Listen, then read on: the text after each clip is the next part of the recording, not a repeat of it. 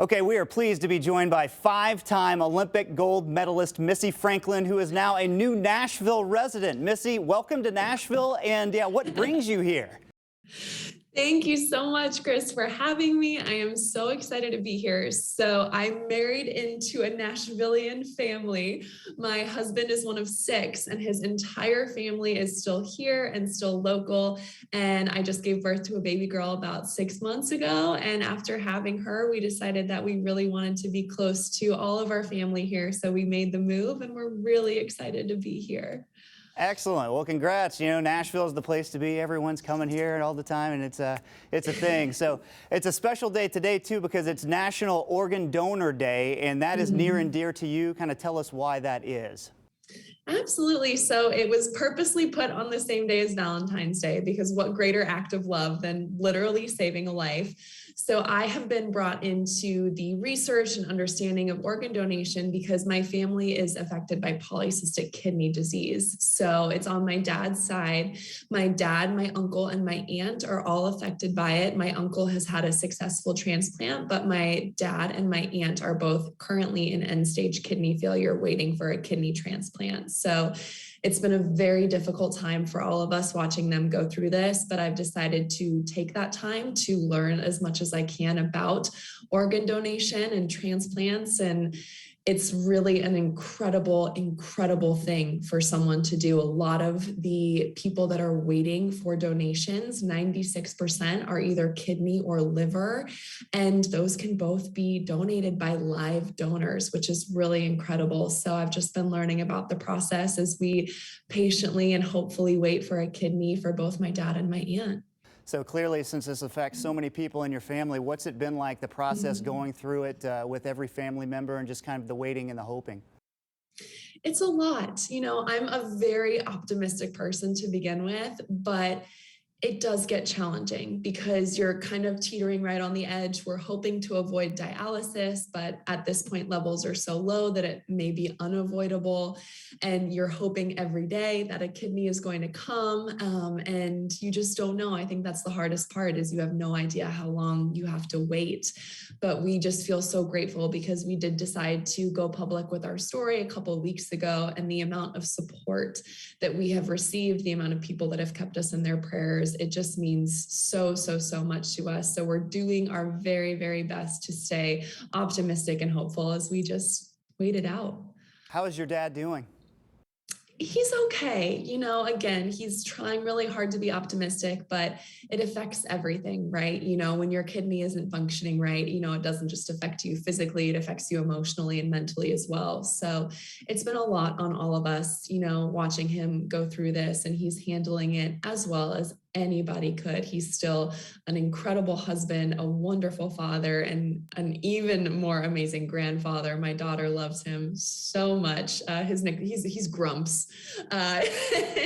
She just absolutely adores him. But of course, she's a whole reason why it's just that much more important to make sure that he has a long and healthy life because we want him to be around her as much as possible. So we're all just praying with everything that we have that it happens and that it happens soon, fingers crossed. In the state of Tennessee, especially even like the athletic programs, like University of Tennessee and Vanderbilt University helped kick off even an initiative this past weekend called like Be the Donor program, where they're trying to get the state of Tennessee registered 100,000 new organ donors by the end of the year. So it's something that the state is trying to push as well to get as many people signed up for that, to help as many people as they can. What do you think about your new home state now doing that? I love it. I love it. I love it. I love it. That is so amazing. It's so important. It's so important. You really are saving lives when you become an organ donor, or if you're living and you decide to give an organ that you can give. And what greater gift. I mean, that is unbelievably special. That is literally making you a real life superhero. You are saving someone's life by doing that. So it's just really opened my eyes to the stories and the people and the connections. And just such a beautiful thing, despite the process itself being so hard at times.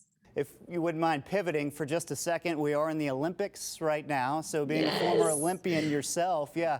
How are you watching the games? How do you get into it? I know winter's different than summer, but you're still an alum of the Olympic Games in general. Your thoughts? I think that to be a Winter Olympian, you have to be just like a little bit crazy, like just like a tiny bit. The Winter Olympic sports are insane, but they are so much fun to watch. The feats of athleticism, I love it. I am trying to watch as much as I possibly can. As you mentioned, we literally just moved. So as everyone who has ever moved before knows, it is just chaos here on top of taking care of a baby. So it's been a lot, but she goes down around like 6:30. And so that lends some really nice quality parent time with a glass of wine and the Olympics on at night, which has been really fun. Very good, very good. Well, I mean, the topic du jour is right with the Russian Olympic Committee and the figure skater Yes. Kamila Valieva. I mean, what do you think? Everything is so stringent when it comes to doping and testing and all of that stuff. And the years that you've been in it, I'm sure you were tested more times than you can possibly imagine. And now here we have, the IOC essentially kind of being overruled, at least for right now, allowing a 15-year-old Russian figure skater to compete. As a former Olympian, what are your thoughts on that? You know, it's just such a dicey situation. I mean, I think first and foremost, she's 15 years old. I mean, she's a minor. So I just hope that despite all of this, you know, her privacy is still being protected. I think it's hard because we don't always know the whole story. And at the same time, we need fairness. We need fairness in sports. Like you said, I have been drug tested more times than I can count. You know, when we're actually competing, we essentially are on call 24/7. We have to submit our whereabouts to USADA, to WADA, and they can show up whenever they want. And that's a part of it. That's a part of our job as a professional athlete, is being clean and proving ourselves in that way. And so I hope whatever the situation is, that it gets resolved in a way that is fair to every person in the scenario. It's definitely captivated the audience. That's for sure. Yeah. Not to put you on the spot as a new mom or a new, Nashvilleian, but do you have any plans or anything while you're in town to get involved with any organizations, Nashville Sports Council, anything like that? I would love to. I would love to get involved with the Nashville Sports Council. Just over the years of dating my husband, getting engaged, being married, and all of our visits back here, I mean, I'm a massive Preds fan. I'm a massive Titans fan. So I'm so excited. The Major Soccer League here, like there's just so much that I can't wait to like dive into. I was really involved at children's hospitals back in Denver. So I would love, love, love to get involved with that here as well. But I'm just so excited. I mean, I truly love Nashville. I can't believe that I get to call it home now.